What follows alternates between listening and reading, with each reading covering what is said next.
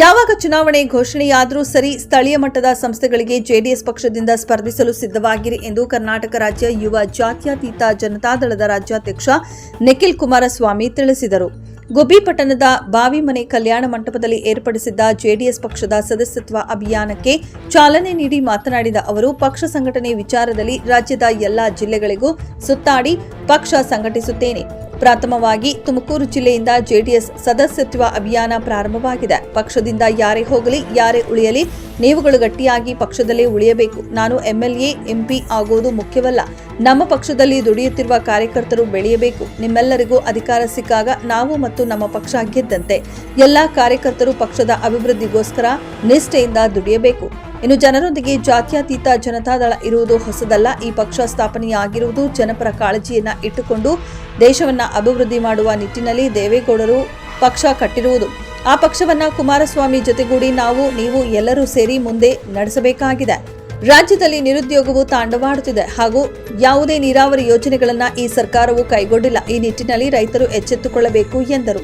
ಇನ್ನು ಇದೇ ಸಂದರ್ಭದಲ್ಲಿ ಶಾಸಕ ಬಿಸಿ ಸುರೇಶ್ ಬಾಬು ಮಾತನಾಡಿ ಹಾಗೂ ಜೆಡಿಎಸ್ ಮುಖಂಡ ಬಿಎಸ್ ನಾಗರಾಜು ಮಾತನಾಡಿ, ಗುಬ್ಬಿ ತಾಲೂಕಿನಲ್ಲಿ ಬೂತ್ ಮಟ್ಟದಲ್ಲಿ ನಾವು ಸಂಘಟಿತರಾಗಿ ಸಂಘಟನಾ ಮನೋಭಾವದಿಂದ ಜೆಡಿಎಸ್ ಉಳಿಸಿ ಗೆಲ್ಲಿಸುವ ನಿಟ್ಟಿನಲ್ಲಿ ತಾವುಗಳು ಸಂಘಟಿತರಾಗಿ ಮತ್ತೊಮ್ಮೆ ಜೆಡಿಎಸ್ ಸರ್ಕಾರವನ್ನ ತರುವಂತೆ ಮಾಡುವುದು ನಿಮ್ಮೆಲ್ಲರ ಜವಾಬ್ದಾರಿ ಎಂದರು. ನಾನಿಲ್ಲಿ ಬಂದು ನಿಂತಿರ್ತಕ್ಕಂಥದ್ದನ್ನ ನಿಮ್ಮೆಲ್ಲರ ಸಂಬಂಧ, ನಿಮ್ಮೆಲ್ಲರ ಸಂಪರ್ಕ, ನಿಮ್ಮ ಜೊತೆ ಒಂದು ಬಾಂಧವ್ಯ ನಿರಂತರವಾಗಿ ದೊಡ್ಡವರ ಮೇಲೆ, ಸನ್ಮಾನ್ಯ ಕುಮಾರಣ್ಣವರ ಮೇಲೆ ನೀವು ಯಾವಾಗಲೂ ಕೂಡ ಬಹಳ ಒಂದು ಆತ್ಮೀಯತೆಯಿಂದ ಈ ಪಕ್ಷವನ್ನ ಬೆಳೆಸಿದ್ದೀರಿ. ತಾಲೂಕಿನಲ್ಲಿ ಯಾರೇ ಇರಲಿ ಯಾರೇ ಹೋಗಲಿ, ನೀವು ತಾಲೂಕಿನ ಪ್ರಮುಖ ಮುಖಂಡರು ಕಾರ್ಯಕರ್ತರು ಎಂದೂ ಕೂಡ ಪ್ರಾಮಾಣಿಕರು, ಜನತಾದಳ ಪಕ್ಷದ ಕಟ್ಟಾಳುಗಳು. ತಾವ್ಯಾರು ಕೂಡ ಪಕ್ಷವನ್ನು ತ್ಯಜಿಸಿ ಹೋಗಿಲ್ಲ. ತಾವೆಲ್ಲರೂ ಕೂಡ ನಿರಂತರವಾಗಿ ನಮ್ಮ ಜೊತೆ ನಿಂತಿದ್ದೀರಿ. ಇವತ್ತು ನನಗೆ ಈ ರಾಜ್ಯ ಪ್ರವಾಸ ಮಾಡ್ತಾ ಇರ್ತಕ್ಕಂಥದ್ದು ನನ್ನ ಸೌಭಾಗ್ಯ. ರಾಜ್ಯದ ಉದ್ದಗಲಕ್ಕೂ ಕೂಡ ಎಲ್ಲ 31 ಜಿಲ್ಲೆಗಳಲ್ಲೂ ಮೊದಲನೇ ಹಂತದಲ್ಲಿ ಇವತ್ತು ಕೈಗೆತ್ತಿಕೊಂಡಿರ್ತಕ್ಕಂಥದ್ದು 23 ಜಿಲ್ಲೆ, ಹತ್ತತ್ರ 80 ವಿಧಾನಸಭಾ ಕ್ಷೇತ್ರ.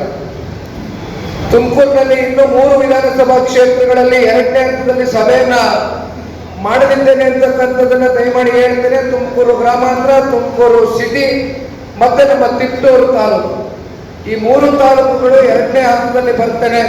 ಯಾಕೆಂದ್ರೆ ನಿನ್ನೆ ದಿನ ಅಧಿಕೃತವಾಗಿ ಜೆಪಿ ಭವನದಲ್ಲಿ ದೇವೇಗೌಡರು ಸಾಹೇಬರು, ಕುಮಾರಣ್ಣವರು ಈ ಸದಸ್ಯತ್ವದ ಅಭಿಯಾನಕ್ಕೆ ಚಾಲನೆ ನಾಗಣ್ಣವ್ರಿಗೆ ನಾನು ಗಾಡಿಯಲ್ಲಿ ಬರ್ತಾ ಮಾತನಾಡ್ಬೇಕಾದ್ರೆ ಒಂದು ಮಾತನ್ನ ಹೇಳಿದೆ.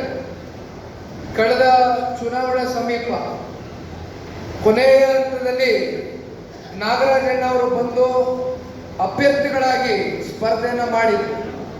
ಹತ್ತತ್ರ 43,000 ಮತಗಳು ಅವರ ಪರವಾಗಿ ತಾಲೂಕಿನ ತಾಯಂದಿರುಗಳು, ಹಿರಿಯರು, ಯುವಕರು, ಎಲ್ಲ ಜಾತಿ ಸಮುದಾಯವರೆಗೂ ಕೂಡ ಅವರಿಗೆ ಆಶೀರ್ವಾದವನ್ನು ಮಾಡಿದ್ದಾರೆ.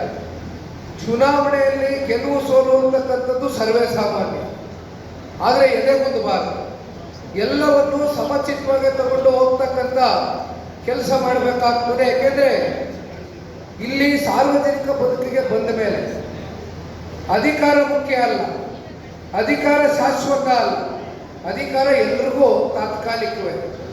ಆದರೆ ಆ ಅಧಿಕಾರಕ್ಕೆ ಹೋಗಿ ತಲುಪತಕ್ಕಂಥದಕ್ಕೆ ನಾವು ಜನರ ಪರವಾಗಿ, ಜನರು ಸಂಕಷ್ಟದಲ್ಲಿದ್ದಂಥ ಸಂದರ್ಭದಲ್ಲಿ ಕೇವಲ ಮದುವೆಗಳಿಗೆ ಹೋಗ್ತಕ್ಕಂಥದ್ದಷ್ಟೇ ಅಲ್ಲ, ಸದಾಕಾಲ ಜನರೊಂದಿಗೆ, ಜನರ ಪರವಾಗಿ, ಜನರಿಗೋಸ್ಕರ ಅವರ ಸಾರ್ವಜನಿಕ ಬದುಕಿನಲ್ಲಿ ನಿರಂತರವಾಗಿ ಹಲವಾರು ವರ್ಷಗಳಿಂದ ಸಂಪೂರ್ಣವಾಗಿ ಅವರ ಜೀವನವನ್ನ ನಾಡಿನ ರೈತರಿಗೋಸ್ಕರ, ಬಡವರಿಗೆ, ನೊಂದಿರ್ತಕ್ಕಂಥ ಹಾಗೂ ತುಳಿತಕ್ಕೆ ಒಳಗಾಗಿರ್ತಕ್ಕಂಥ ಪ್ರತಿಯೊಂದು ಜಾತಿ ಸಮುದಾಯ ವರ್ಗಕ್ಕೂ ಕೂಡ ನಾಯಕರಾಗಿ ಇವತ್ತು ನಿಮ್ಮ ಪ್ರೀತಿಯ ಸನ್ಮಾನ್ಯ ಕುಮಾರಣ್ಣವರು ಕೇಂದ್ರದಲ್ಲಿ ಸಚಿವರಾಗಿ ಕೆಲಸ ಮಾಡ್ತಾ ಇದ್ದಾರೆ.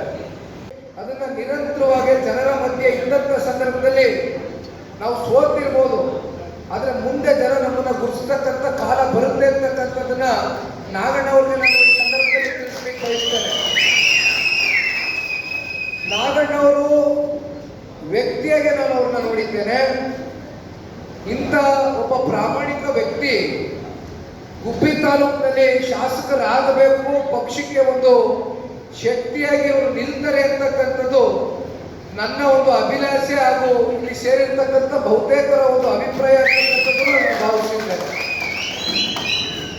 ಬಹುಶಃ ಶಿವಣ್ಣ ಅವರು ಮಾತನಾಡಬೇಕಾದ್ರೆ ಹೇಳ್ತಾ ಇದ್ರು, ಒಂದು ಕಳ್ತೀನಿ, ಶಿವಲಿಂಗಣ್ಣ ಅವರು ಗುತ್ತಿಗೆದಾರರು, ಶಿವಲಿಂಗಣ್ಣ ಅವರು ಹಿರಿಯರು, ಹಿಂದೆಯಿಂದನೂ ನಮ್ಮ ಪಾರ್ಟಿನಲ್ಲಿ ಉಳ್ಕೊಂಡ್ರು. ಯಾರು ನಮ್ಮ ಪಾರ್ಟಿ ಬಿಟ್ಟು ಹೋದ್ರು, ಆತ್ಮೀಯತೆ ಏನೇ ಇರ್ಬೋದು, ಆದರೆ ಪಕ್ಷ ಅಂತ ಬಂದಾಗ ಪಕ್ಷಕ್ಕೆ ಮೊದಲು